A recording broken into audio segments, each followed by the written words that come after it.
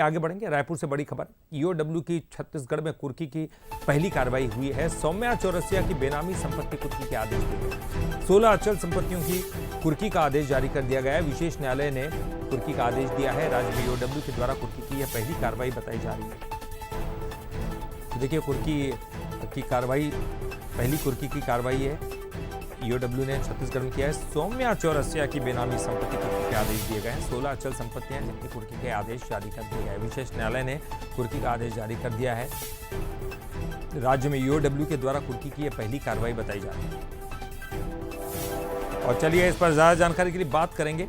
हमारे साथ हमारे संवाददाता शिखर देवांगन जुड़ गए हैं। शिखर, ये पहली कार्रवाई, इसके पहले कार्रवाइयां तो बहुत सारी हुई हैं, छापे भी मारे गए, लेकिन पहली बार ये बताने की कोशिश की कि ऐसे अगर लोग हैं तो उनकी संपत्तियों को भी नहीं छोड़ा जाएगा।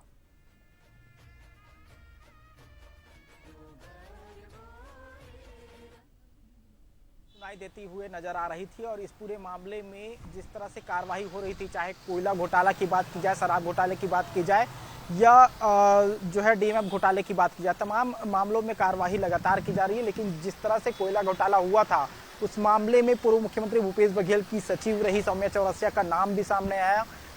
ईओडब्ल्यू ने उन्हें गिरफ्तार किया और गिरफ्तार करने के बाद जब जांच की गई तो करीब 45 अचल संपत्तियों का जिक्र किया गया और ये वो संपत्ति थी जिसे अन्य नामों पर खरीदा गया, जिसमें अभिषेक मोदी के साथ ही अन्य जो नाम थे उन नामों से ये संपत्तियां जो है वो खरीदी गई थी। और इस पूरे मामले की जांच जब की गई तो ईडी ने इससे पहले करीब 29 संपत्तियों को अटैच किया था। जब कोर्ट में इस तमाम जांच के बाद जब कोर्ट में पेश किया गया तो कोर्ट ने 29 संपत्तियों को कुर्क करने का आदेश जारी किया था। और इसी पूरे मामले में आगे जो है एसीबी ईओडब्ल्यू भी जांच कर रही थी और एसीबी ईओडब्ल्यू ने साक्ष्य सहित न्यायालय में पेश किया इन तमाम चीजों को।